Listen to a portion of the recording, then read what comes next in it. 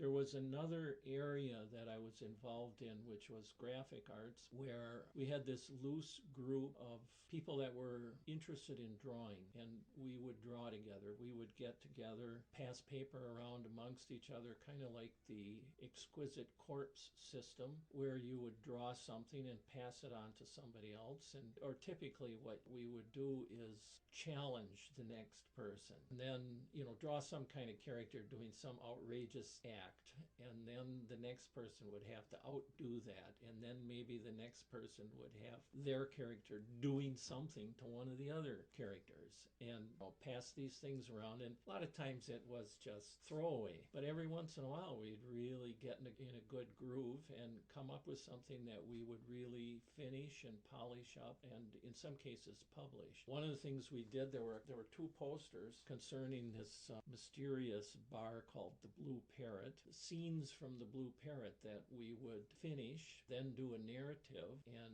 publish as a poster, and then go around and paste it up in the bathrooms and places, obscure places all over town. Sometimes these things would get published in Takeover. We did a lot of work for Takeover also, graphics of various sorts. One time they were giving away as a subscription enticement, they were going to raffle off all the new subscribers could get a raffle ticket towards an ounce of Lebanese hash. And we did a full page ad for Takeover announcing this contest for this Lebanese hash. Things like that. And there were band posters. Another time a bunch of friends came through from California with some dope, and we sold the dope and decided, let's take the money we made and just publish something, because people were publishing in those days. There was a Madison Poet Society or something like that. They were putting out all these little chapbooks of their own poetry. We decided, well, let's just publish something, some of our drawings. I ended up, because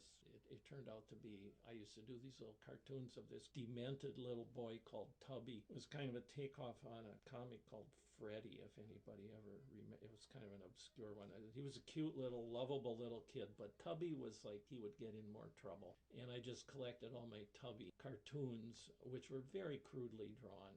These were not works of art. They were more works of the imagination. Collected them and went over to RPM, which was a printing company down across the street from where Ace Hardware is now. And, they were like the revolutionary printers of the day. I showed them what I had, and they gave me a deal, and we published this little Tubby comic book. And in a way, I was kind of proud when that Madison Poets group said it was like the worst publication ever to come out of Madison. I think it was sort of an early version of punk myself. It was kind of that attitude, who cares? It's just more important just to do it.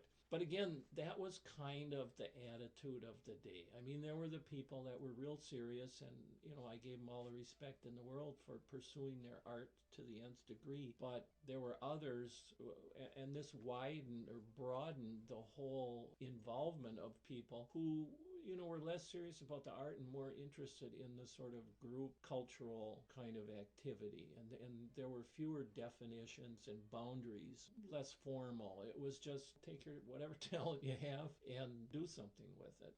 Actually, there was one other thing. I mentioned Peter and Lou Berryman. I was real good friends with both of them when they first started. I was thumbing through a Popular Mechanics or something like that one of those days, and I saw this thing about be the life of the party, get a musical saw. And because I was doing carpentry work, I felt like I couldn't go wrong, and I got this musical saw, and I used to noodle around with it with Pete and Lou. And for a while I went out with Lou, and I'd have to go with them to their gigs, mostly at the Club de Wash. Finally, out of mercy, I think, Peter said to me, why don't you play your musical saw sometime? He turned over 2 songs that he let me put my own spin on.